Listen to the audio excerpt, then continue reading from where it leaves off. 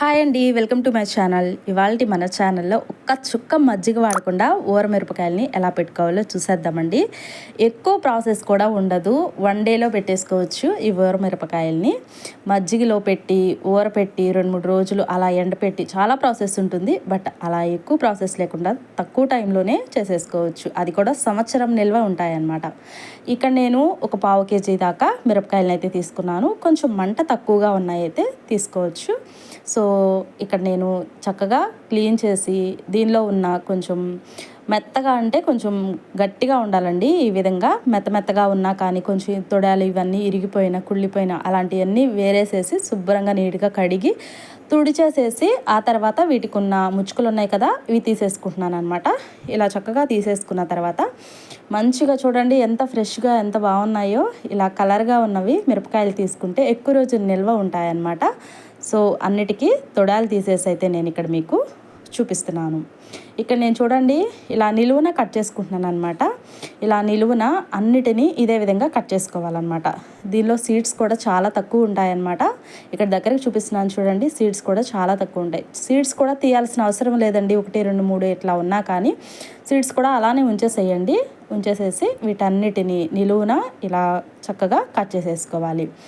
ఆ తర్వాత ఇక్కడ కట్ చేసుకున్నవన్నీ ఇక్కడ చూపిస్తున్నాను చూడండి, ఒక బౌల్లోకి ట్రాన్స్ఫర్ చేసేసుకుని ఆ తర్వాత దీనిలో ఉన్న సీడ్స్ కూడా ఇందులోనే వేసేసుకుంటున్నాను అనమాట.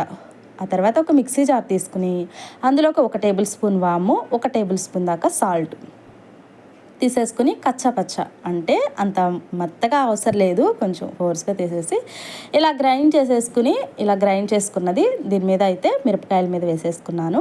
ఆ తర్వాత ఒక పెద్ద సైజు నిమ్మకాయని ఇలా తీసుకుని దీనిలో సీడ్స్ ఏమీ రాకుండా దీనిలో ఉన్న జ్యూస్ అంతా తీసేసి దీని మీదకైతే పిండుకోవాలి.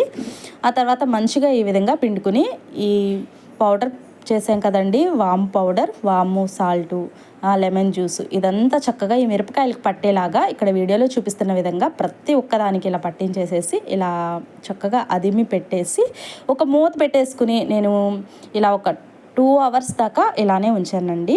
ఒక 2 అవర్స్ తర్వాత అయితే మళ్ళీ ఒకసారి మొత్తం కలుపుకుని ఆ తర్వాత ఒక 2 అవర్స్ తర్వాత అలానే మళ్ళీ ఉంచేసాను. మొత్తం 4 అవర్స్ అనమాట. అలా 4 అవర్స్ ఉంచేసిన తర్వాత ఇక్కడ నేను చూపిస్తున్నాను చూడండి, మరొకసారి మూత ఓపెన్ చేసేసుకుని చక్కగా ఇలా కలిపేసేసుకోవాలి.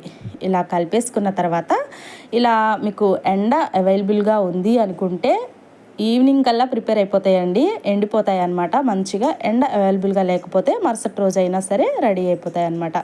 ఇలా ఎండలో అయితే నేను గాలి తగిలే ప్లేస్లో అండ్ ఎండలో అయితే ఇలా చక్కగా మిరపకాయల్ని కొంచెం దూరంగా సపరేట్గా ఇలా వేసేసుకుని మంచిగా ఈ విధంగా ఎండలో ఆరబెట్టేసుకోవడమే. చాలా తొందరగా కూడా ఎండిపోతాయండి, ఎందుకంటే నిలువున కట్ చేసుకున్నాం కాబట్టి. సో ఇప్పుడైతే నేను చక్కగా ఈరోజు ఎండలో పెట్టేసేసిన తర్వాత ఈవినింగ్ టైం అయితే ఇలా చూపిస్తున్నానండి. 4 కల్లా ఇలా ఉందన్నమాట. 4 o'clockకి నేను కరెక్ట్గా 7కి పెట్టానండి మార్నింగ్ టైం. ఆ తర్వాత ఇలా ప్రిపేర్ చేసిన తర్వాత నేను నైట్ సాంబార్లోకి తినడానికైతే ఇవి ఊరమిరపకాయల్ని డీప్ ఫ్రై చేసుకుంటున్నాను అనమాట.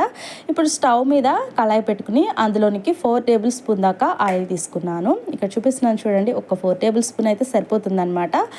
ఆ తర్వాత చక్కగా వీటిని ఆయిల్ మంచిగా హీట్ చేసుకోవాలి. ఆయిల్ హీట్ అయిందా లేదా అని జస్ట్ ఒక సీడ్ని ఇలా వేసేసి చూస్తున్నాను అనమాట. ఆయిల్ మంచిగా హీట్ అయ్యింది. ఇప్పుడైతే మనకి ఎన్ని కావాలో వాటన్నిటిని ఇందులోకి వేసేసుకుని మంచిగా దోరగా ఈ విధంగా వేయించుకోవాలి. మరీ అంత మాడకూడదండి. ఇలా మంచి గోల్డెన్ కలర్లోకి చేంజ్ అవ్వగానే త్వరగా తీసేసుకోండి. మంచిగా ఇవి ఎండితేనే టేస్ట్ అనేది చాలా బాగుంటుందండి, అదొకటి గుర్తుపెట్టుకోండి. సాంబార్ కానీ రసం కానీ అండ్ గ్రేవీ కర్రీస్లో కానీ చాలా బాగుంటాయండి. ఎక్కువ టైం లేకోకుండా చక్కగా తక్కువ టైంలోనే 1 డేలోనే ఒక చుక్క మజ్జిగ వాడుకోకుండా ఈ ఊరమిరపకాయలని ఇలా చక్కగా పెట్టేసుకోవచ్చు. చాలా టేస్ట్గా ఉంటాయి. తప్పనిసరిగా మీరు కూడా ఒకసారి అయితే ట్రై చేయండి.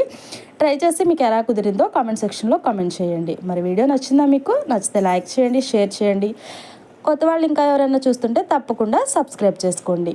Thank you for watching. Have a nice day.